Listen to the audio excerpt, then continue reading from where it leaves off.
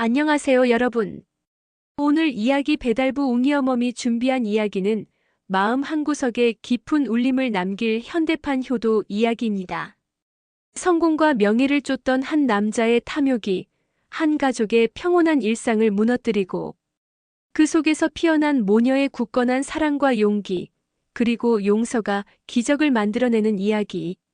지금부터 함께 하시죠. 드라마 두 번째 봄을 시작합니다. 김영숙의 삶은 고요했다. 남편과 하나뿐인 아들을 모두 먼저 떠나보낸 후 그녀의 세상은 온통 손녀 아름이를 중심으로 돌아갔다. 20살을 앞둔 아름이는 먼저 세상을 떠난 아들의 재능을 꼭 빼닮아 그림에 천부적인 소질을 보였다.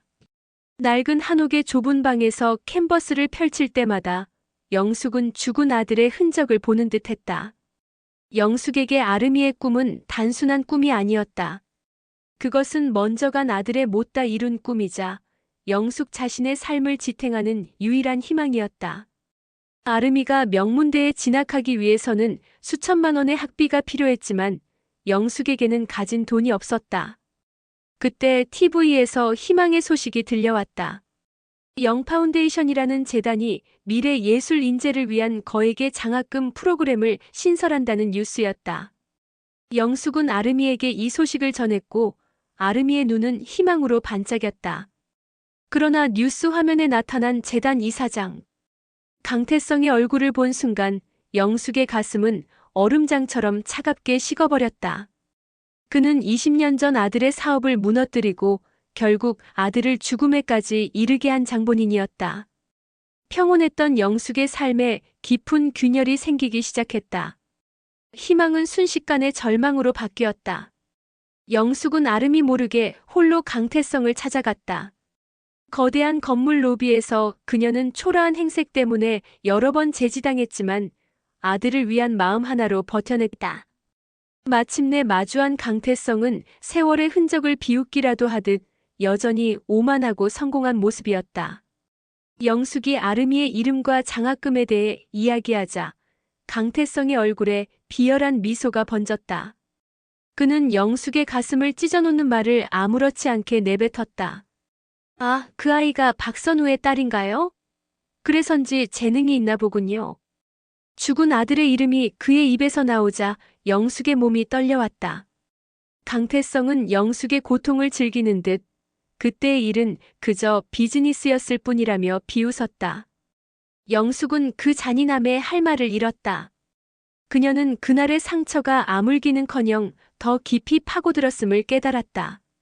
이제 아름이의 꿈은 그가 쳐놓은 덫이나 마찬가지였다. 모든 것을 포기하고 아름이를 보호해야 할까? 고민하던 영숙의 눈에 절망이 가득 찼다. 그때 복도에서 형의 위선에 혀를 차던 강민준이 영숙을 발견했다. 그의 눈에 비친 영숙의 절망적인 눈빛은 잊히지 않았다. 영숙은 넋이 나간 채 집으로 돌아왔다. 아름이는 온갖 미술 도구를 펼쳐놓고 신이 나서 그림을 그리고 있었다. 영숙은 그런 아름이의 해맑은 모습을 보며 가슴이 미어졌다. 이 작은 아이에게 또다시 상처를 줄 수는 없었다. 문득 아름이가 그리는 그림 속에서 영숙은 아들의 모습을 보았다. 아들을 잃은 후 다시는 붓을 잡지 않았던 영숙의 손이 떨려왔다.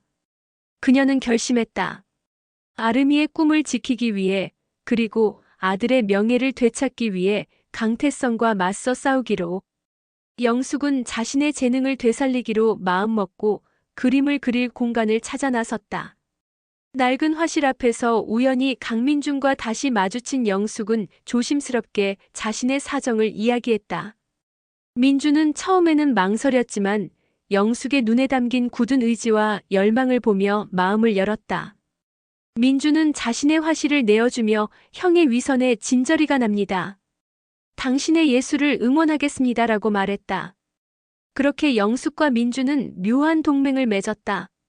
한 사람은 복수를 위해, 한 사람은 가족의 위선을 단죄하기 위해. 그들의 이야기는 이제 새로운 국면을 맞이하게 되었다. 영숙의 화실은 새로운 열기로 가득 찼다. 그녀는 민준의 도움을 받으며 붓을 잡았다. 민준은 현대적이고 추상적인 작품을 그렸고 영숙은 전통적인 동양화에 몰두했다. 그들은 서로의 그림을 보며 감탄했고 세대를 초월한 예술적 교감을 나누었다. 영숙은 아름이의 꿈을 지키기 위해 그러나 동시에 강태성을 향한 복수심을 붓끝에 담았다. 그녀는 아름이 대신 자신의 이름으로 작품을 출품하기로 결정했다.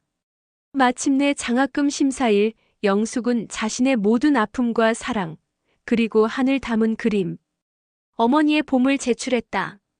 심사장에 걸린 영숙의 그림은 모든 심사위원들을 압도했다. 붓터치 하나하나에 담긴 깊은 슬픔과 강렬한 생명력은 다른 어떤 작품보다도 빛을 발했다. 그때 영숙의 작품을 발견한 강태성의 얼굴은 사색이 되었다.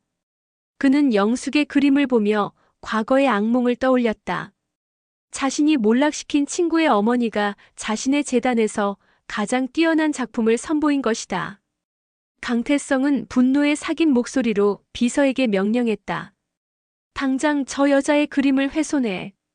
그리고 무슨 수를 써서라도 심사에서 제외시켜. 강태성의 역습은 비열하고 치밀했다. 그는 심사위원들에게 압력을 넣었고 은밀히 사람을 보내 영숙의 작품을 훼손시켰다. 찢기고 훼손된 작품을 발견한 영숙은 절망에 빠졌다. 그때 아름이가 울먹이며 영숙에게 달려왔다. 할머니, 제 붓이 망가졌어요. 아름이의 붓 역시 강태성이 보낸 이들에 의해 훼손된 것이었다. 아름이의 꿈까지 위협받는 현실에 영숙은 다시 한번 무너졌다. 이 비겁하고 잔인한 싸움에 그녀는 모든 힘을 잃었다. 모든 것을 포기하려는 순간 아름이가 굳은 얼굴로 영숙의 손을 잡았다. 할머니, 제가 할게요. 아름이는 훼손된 작품을 들고 결의에 찬 눈빛으로 영숙을 바라보았다. 그 눈빛은 돌아가신 아버지와 영숙을 똑같이 닮아 있었다. 영파운데이션 최종 발표회장. 강태성은 여유로운 미소로 단상에 올라섰다. 1등 작품은 당연히 없을 거라고 생각하던 순간 사회자는 예상치 못한 이름, 어머니의 봄을 호명했다. 스크린에는 훼손된 채로 다시 살아난 영숙의 작품이 나타났다. 그때 무대에 아름이가 올라왔다. 제가 이 작품의 완성자입니다. 아름이는 훼손된 그림을 자신의 그림과 엮어 새로운 작품으로 재탄생시켰다. 충격을 받은 강태성은 아름이가 규정에 어긋난다며 소리쳤다. 그때 한 심사위원이 단상에 올라섰다. 그는 과거 영숙의 아들 박선우의 스승이었다. 심사위원은 강태성의 과거를 폭로했다. 이 아이는 박선우 군의 딸입니다. 그리고 이 재단의 규정에는 재단 측에서 이에 합당한 신변에 문제가 생겼을 경우 그 자손이 작품을 이어받아 출품할 수 있다는 조항이 있습니다. 강태성의 오만함은 산산이 부서졌다. 그는 자신이 파멸시켰던 영숙의 아들, 그 죽은 자의 그림자에게 패배한 것이다. 패배와 망신을 견디지 못한 강태성은 무대 뒤로 도망쳤다. 영숙은 강태성을 뒤쫓았다. 영숙은 그에게 왜 내 아들에게 그렇게까지 했는지 물었다. 강태성은 울면서 자신의 숨겨진 상처를 토해냈다. 나는 그 자식의 그림자였어. 사업도 재능도. 아무리 노력해도 선우를 넘어설 수 없었어. 그래서 그 자식의 재능을 파괴하면 내 열등감도 사라질 줄 알았다고. 그는 사실 영숙의 아들이 죽기를 바란 적은 없었다. 그때 내 사업이 나락으로 떨어지지만 않았더라면 그때의 강태성은 단지 자신의 열등감을 해소하려 했을 뿐이었다. 그때 민준이 나타나 충격적인 진실을 고백했다. 형, 사실 그 사업 내가 망하게 했어. 민준은 형의 회사를 망하게 하려던 것이 아니라 그저 부정부패를 바로잡으려 했던 것이었다. 그의 순수한 의도는 형의 왜곡된 욕심에 이용당했다. 영숙은 눈물을 흘리며 그 모든 진실을 이해했다. 강태성의 오만은 열등감의 방어기제였고 민준의 죄책감은 의도치 않은 비극 때문이었다. 모든 것을 잃었다고 생각했던 영숙은 그들의 아픔을 보듬기로 마음먹었다. 강태성은 모든 것을 내려놓고 회사를 떠났다. 영숙은 민준과 함께 박선우 재단을 설립했다. 그들은 경쟁을 넘어선 진정한 예술의 가치를 알리고자 했다. 아르미는 장학금으로 예술 활동을 펼치며 자신의 재능을 꽃피웠다. 아르미가 그린 그림에는 더 이상 슬픔이 담겨 있지 않았다. 영숙은 민준과 함께 화실에서 그림을 그리며 평온한 시간을 보냈다. 서로 다른 삶을 살아온 두 사람이지만 이제는 서로의 아픔을 이해하고 보듬는 진정한 가족이 되었다. 그들의 화실에는 늘 웃음꽃이 피었다.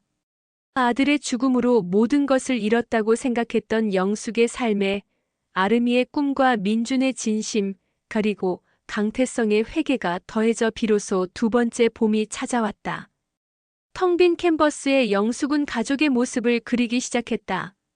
아들의 사랑, 아르미의 꿈, 그리고 민준의 우정이 담긴 그림은 그들의 삶을 가장 아름답게 장식하는 예술이 되었다. 그렇게 영숙의 이야기는 모든 이들에게 깊은 사랑과 용서의 메시지를 남기며 막을 내렸다. 오늘 이야기는 여기까지입니다. 여러분은 어떠셨나요? 탐욕이 낳은 절망의 끝에서 진정한 사랑과 용서가 어떻게 한 가족에게 두 번째 봄을 가져왔는지, 우리 살 속에서도 가장 소중한 가치는 화려한 성공이나 물질이 아니라 서로를 향한 따뜻한 마음과 이해라는 것을 다시 한번 느끼게 합니다. 두 번째 봄처럼 여러분의 삶에도 따뜻한 봄날이 찾아오길 바라며 다음에도 마음을 울리는 이야기로 찾아뵙겠습니다. 댓글로 의견을 남겨주시고 이야기가 도움이 되셨다면 구독과 좋아요 부탁드립니다. 감사합니다.